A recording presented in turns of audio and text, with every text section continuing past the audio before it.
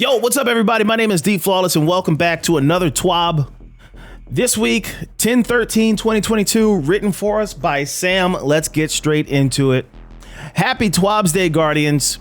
This week, we are back with a bit of a hefty TWAB, including some weapons and the economy changes mentioned last week. So sit tight, because we're going to be passing the mic to a few different teams to chat with us all today. Trick or treat! We also wanted to call out a reminder for Festival of the Lost starting next week. Our social channels will have the trailer Tuesday morning, but before we share all of the candy and goodies, we wanted to share our newest costumes. Wait a second, this is Destiny we're talking about. Ornaments! Oh, this is great. I love this. This is our thumbnail. This is our thumbnail.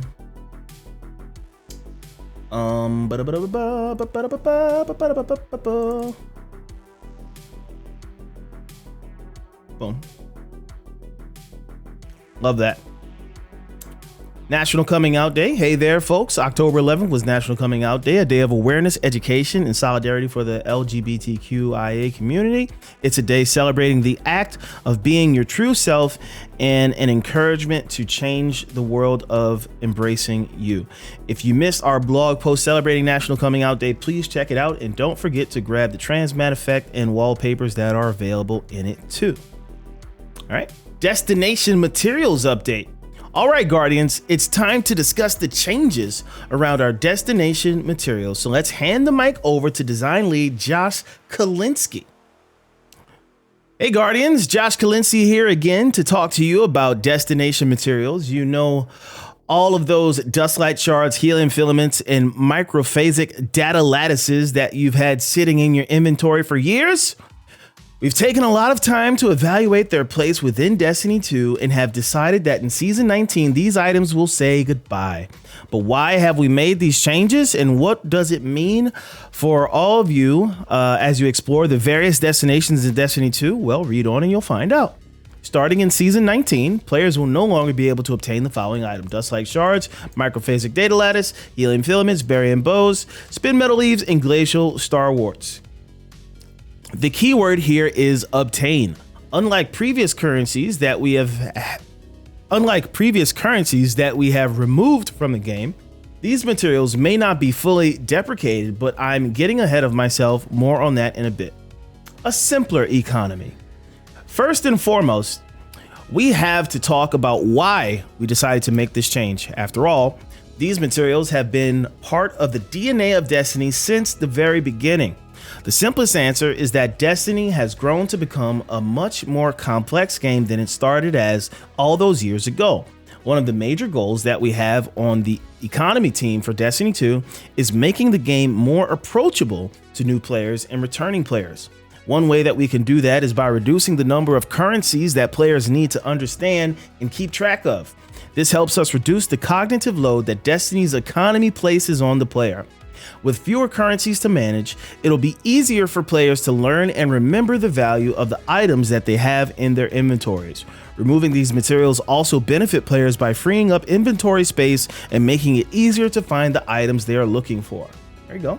So some interesting changes coming to the economy. Times are exchanging. Okay, I see what you did there with the puns.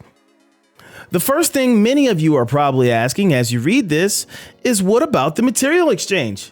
And I'll let you know it's not going away. Master Rahul will continue to provide the services that Spider once did, although there will be some changes. As mentioned a bit earlier, these materials will not be fully deprecated as we have done with destination materials in the past. Instead, Rahul will continue to accept any destination materials that you may have stored up over the years, although we'll see them exchange at a lower rate than they had previously, and Rahul will no longer sell destination materials to players. Starting in Season 19, Rahul will now exchange 5,000 Glimmer for a stack of 20 destination materials. If players have less than 20 of a material in their inventory, Rahul will exchange 250 Glimmer for each individual material offered up by the player. Once Season 19 begins, this will be the only use for destination materials moving forward, so you can safely exchange all your materials and free up that inventory space. However, there are some new items that Master Rahul has found an interest in Starting in Season 19, player can exchange Dark Fragments, Phantasmal Fragments, and Here Always pieces to Rahul in exchange for Glimmer. Okay, so we're doing a little switch up here.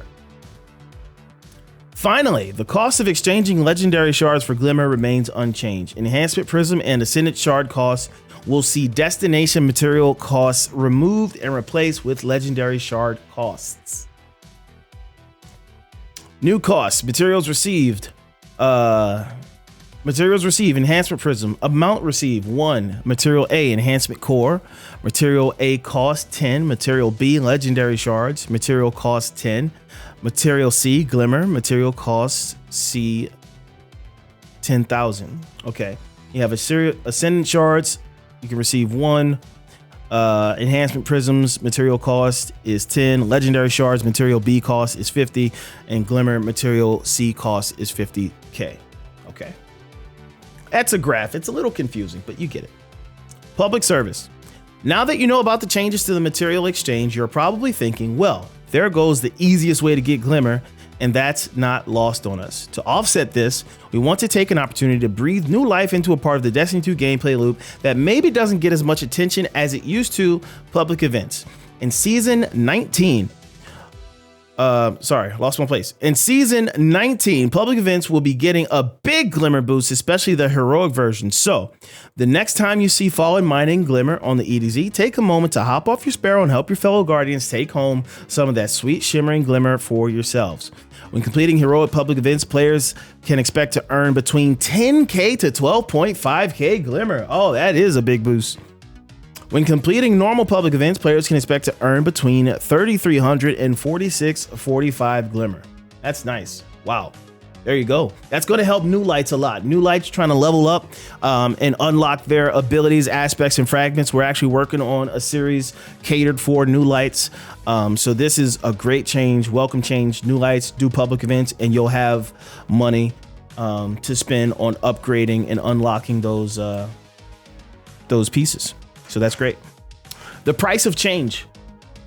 As mentioned earlier, the only use for destination materials will be at Rahul's material exchange. That means that anything that previously cost the player destination materials, such as purchasing exotic weapons at the Monument to Lost Lights, will see some updates. In the case of these legendary exotic weapons, the destination materials cost will be replaced with a legendary shard cost. Raid exotics such as Anarchy and Teraba will see no change to their current costs.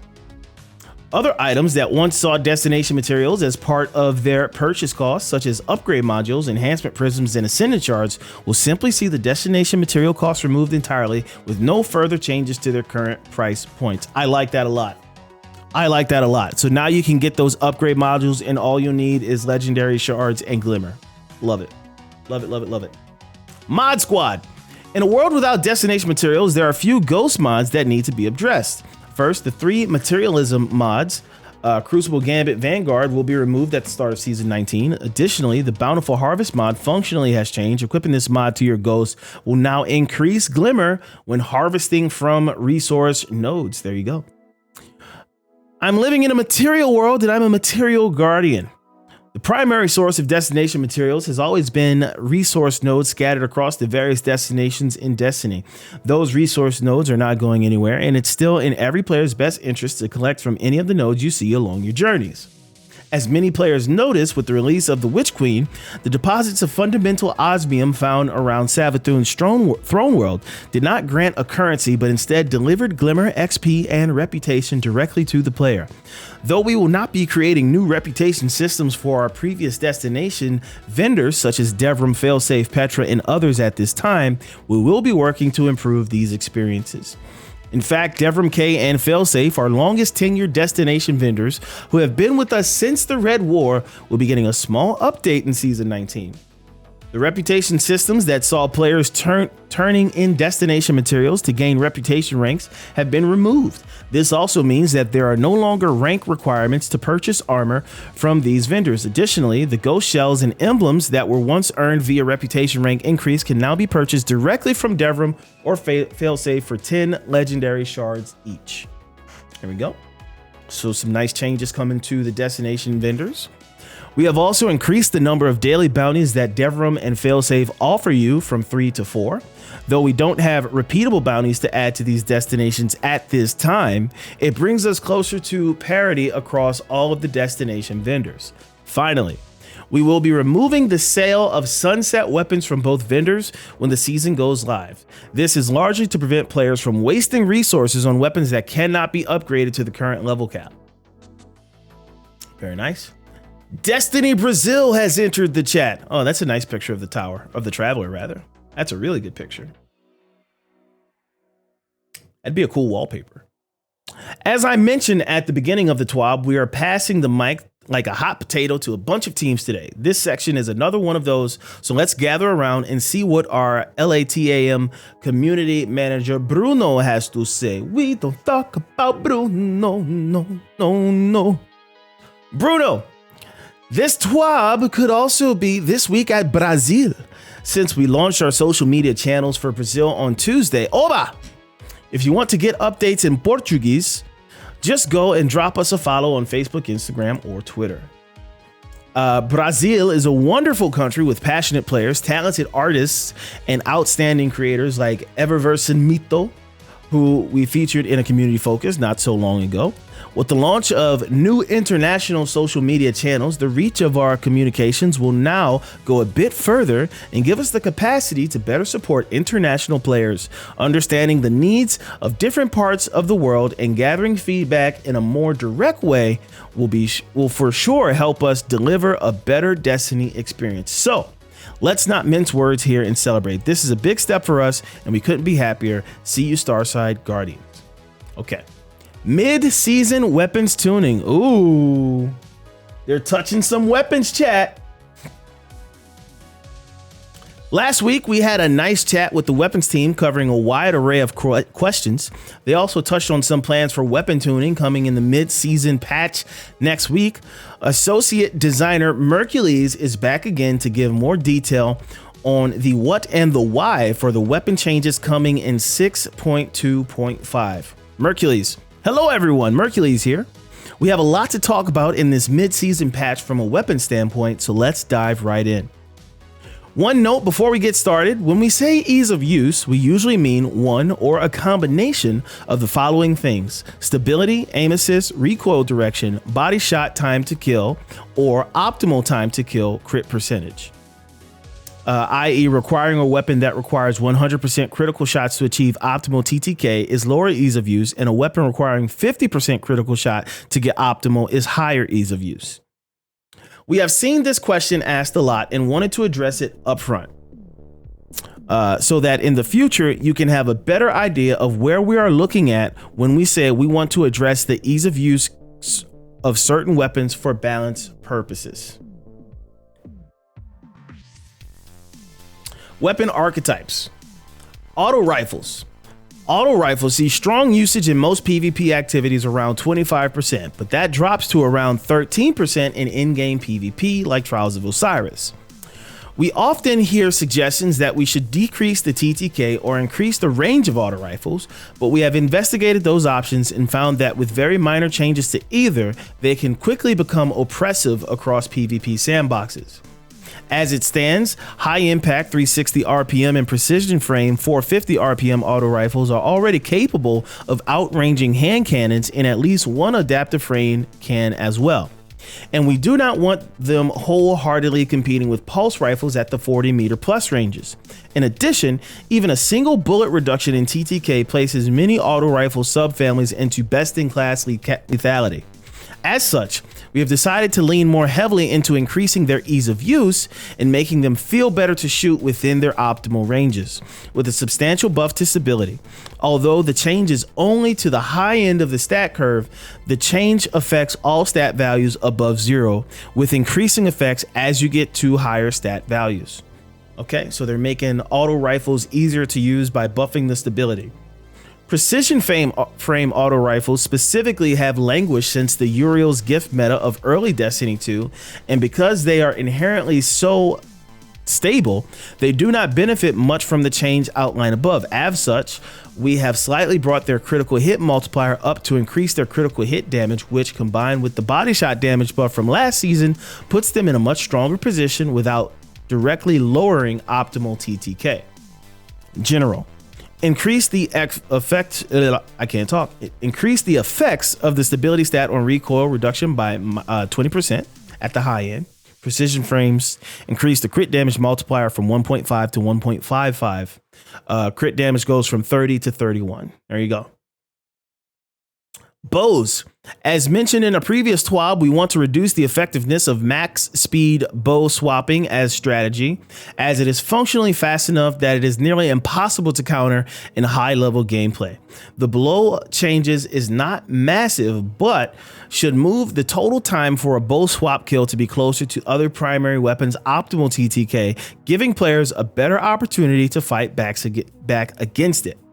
Increased bow stow duration varies by subfamily and handling stat.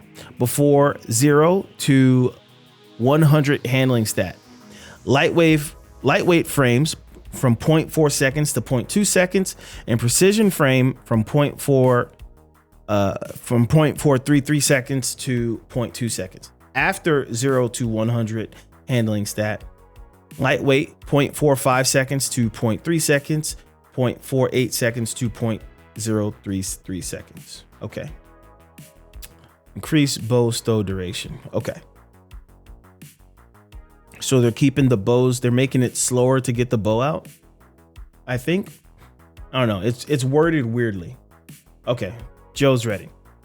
All right, pulse rifles. Pulse rifles are strong in the current sandbox, both due to the reduced dominance of other mid to long range weapons and the availability of multiple easily acquirable, craftable, strong options. In addition, a few balance passes back, we buffed their range a moderate amount, but in the current sandbox, we no longer feel they need that help across the board. As such, we have removed the range bonus at the low end while retaining it at the high end to continue rewarding those who spec into range without giving the same advantage to those who do not.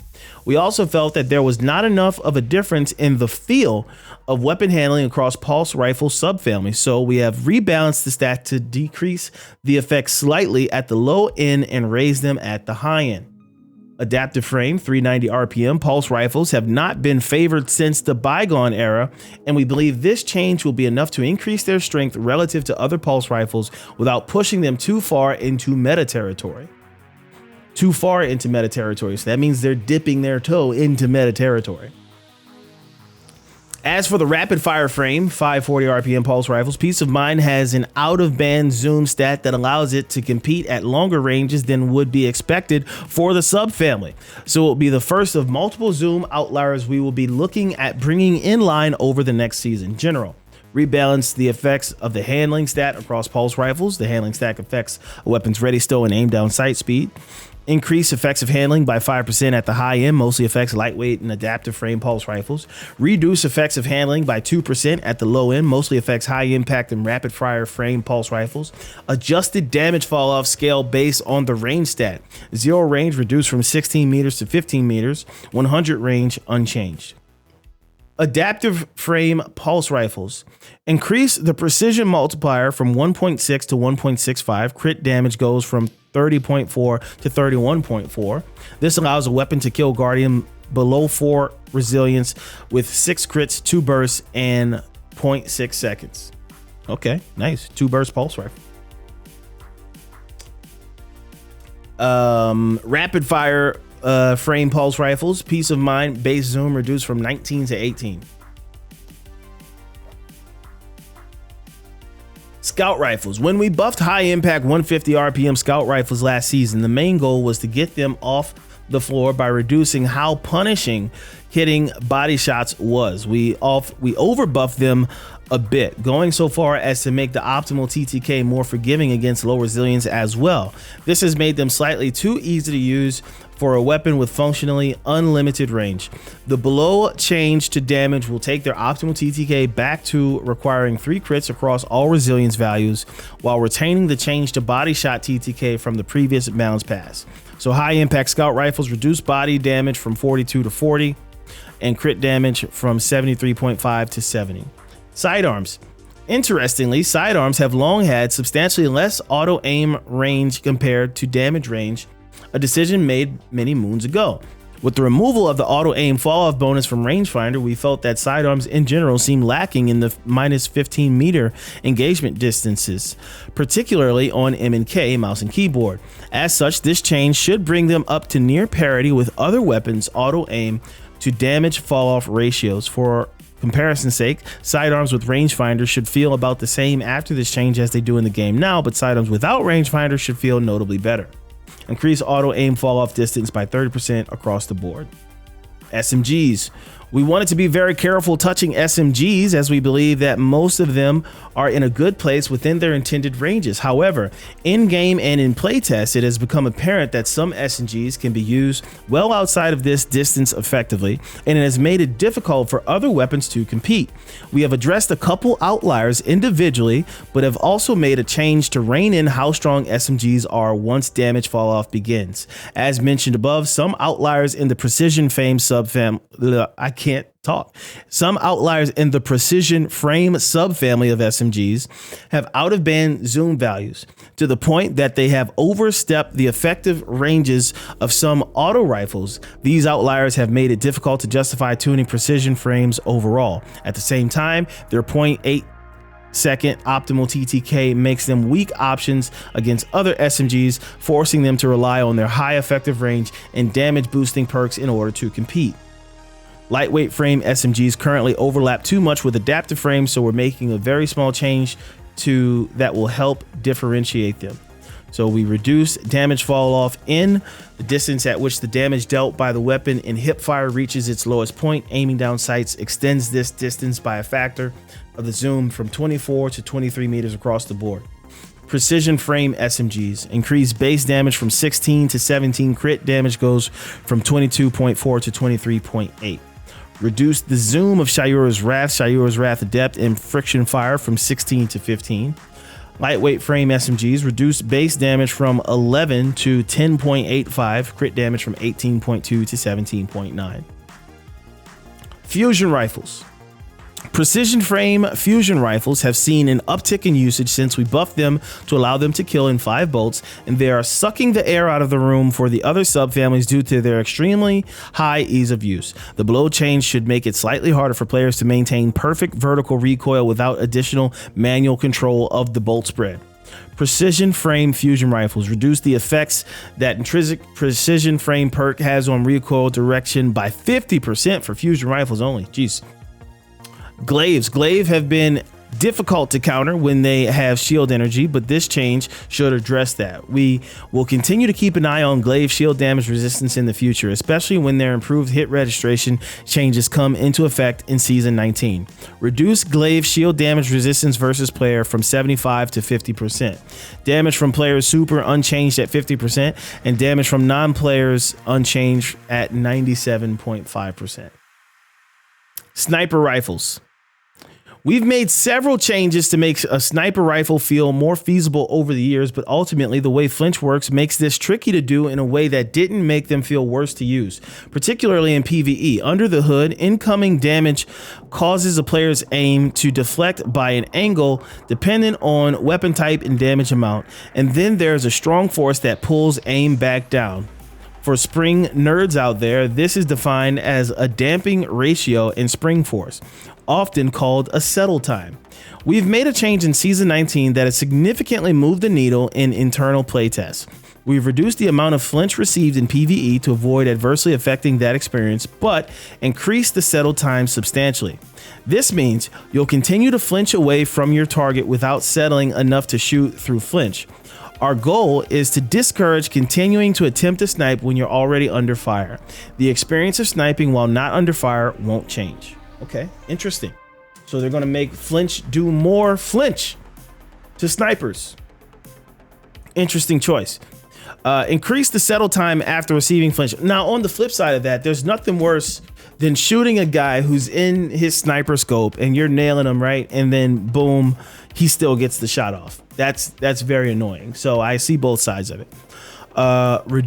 Receive flinch in PvE.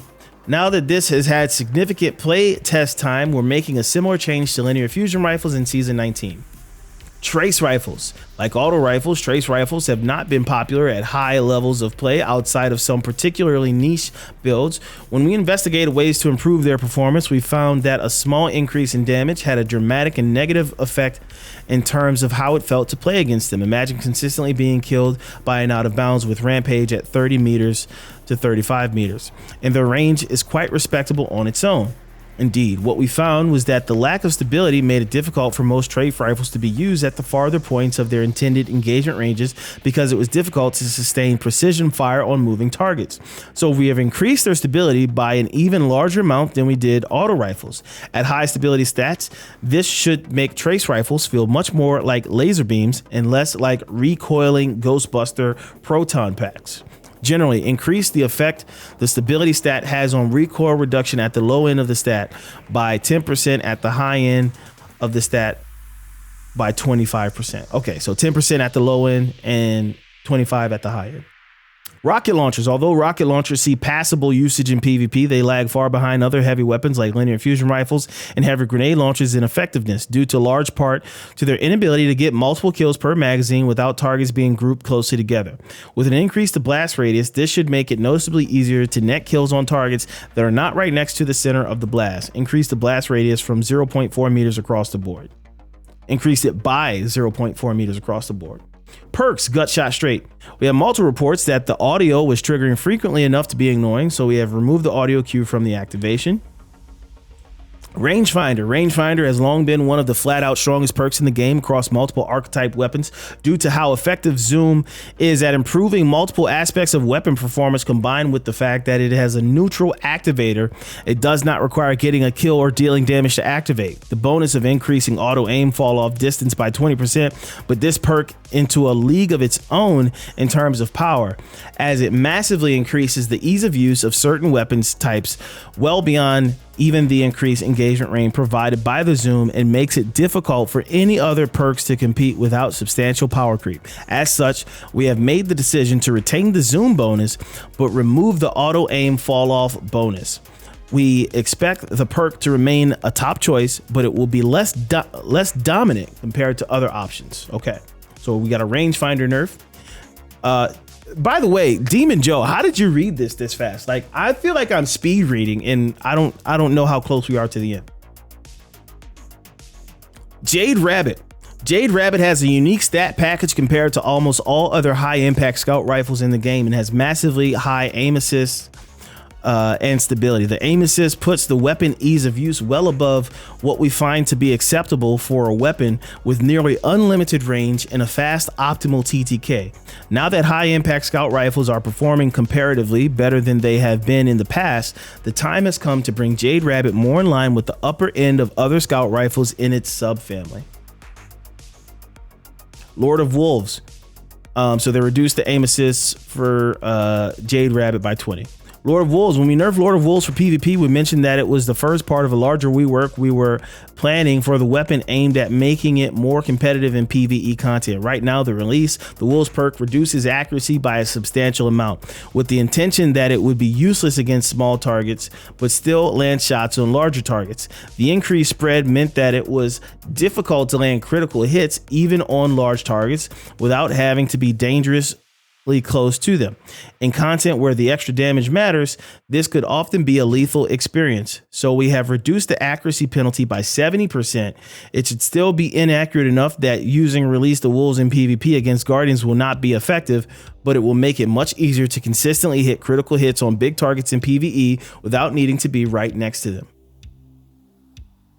When Release the Wolves is active, reduce ADS accuracy penalty 10x to 3x, remove the 25% universal base damage fall off, added a 40% additional PvE damage buff, removed the 50% critical hit multiplier penalty, added full auto as an intrinsic perk.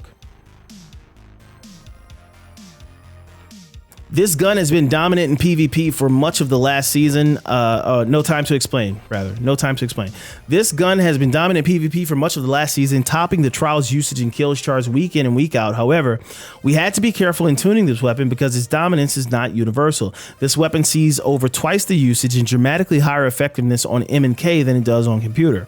For example, on M&K, No Time to Explain makes up 29.9% of all pulse rifle usage in PvP and accounts for 31.1% of pulse rifle kills. On controller, No Time to Explain is 12.3% of pulse rifles usage and only 12.5% of pulse rifle kills. With M&K having higher stability, accuracy, and auto aim, two bursts from No Time to Explain are much easier to activate in that sandbox, so we needed to tune it in a way that the difference was noticeable in M&K but did not ruin gun feel for controller players. At the same time, we also wanted skill players to continue to be able to use the weapon effectively while lowering the overall ease of use to make it more difficult to perform well with the weapon. We tested several changes and decided on a significant reduction to the recoil direction stat, which spreads out to burst patterns a noticeable but not uncontrollable amount. Paired with a reduction in aim assist, we believe the weapon will remain a viable option in high-level gameplay, but also will be less dominant compared to other weapons operating within the same range, especially given the change to the whole pulse rifle archetype. So reduce recoil direction from 90 to 73, reduce aim assist stat from 45 to 40. Okay, so it is still a blanket nerf, but they're saying, or they're hoping at least, that it won't be affect controller players as much. We'll see how that plays out. Risk Runner. Risk Runner is a very niche weapon with a very niche strength, but 50% damage resistance in PvP with the perk active is far out of band from where we would like neutrally triggered damage resistance options to exist. We have reduced it down to 15%, which is still among the highest damage resistance options available, while at the same time making it less of a free win option versus other players who are using arc weapons. Reduced damage resistance versus players when arc superconductors act from 50 to 15%. Okay, future items. In addition to the items mentioned in last week's TWABs, we wanted to make note of a few more things. We are looking at tuning sometime in the next season, not necessarily at launch. Special ammo linear fusion rifles, orange driver and arbalist, auto aim reduction flinch tuning, machine gun balancing, making them a better heavy option in PvP, reduce the difference between them and other heavy weapons in PvE, make them less punishing to use for ad clearing, remove damage penalty to DMT at 5 stacks of cranial spike. Okay, there we go. Jeez, woo, we made it through the weapon notes, guys. All right, player support report. So here we have our known issues. We have an update scheduled next Tuesday, 6.2.5, October 18th. I think this is going to be our Gear Falcons fix. We have some known issues, and there we go. There we go. For movie of the week, congratulations to Aslier for the animated Destiny 2 lore. Congratulations to BL Man for Got a Jar of Dirt, Pirates of the Caribbean. Artist of the Week, Zambria, Auric and Croat, and Zambria again. Congratulations to those winners of Movie of the Week and Artist of the Week. There we have it, Guardians. This week, TWAB, we know it was a lot of info to share all at once, so please feel free to sound off on socials with any questions you may have. We're always learning and adjusting our communication methods, so we appreciate your time when responding to us with that kind of information. Okay, it's time to get back out there. Thank you for hanging out with us today, and we will see you next week with our favorite mask on for Festival of the Lost. Stay crafty, Sam. Here we go. And that's the TWAB. Thank you so much for watching. Sound off in the comments below. Let me know what you think about this week's TWAB. Be sure to like the video and subscribe. And until next time, peace out.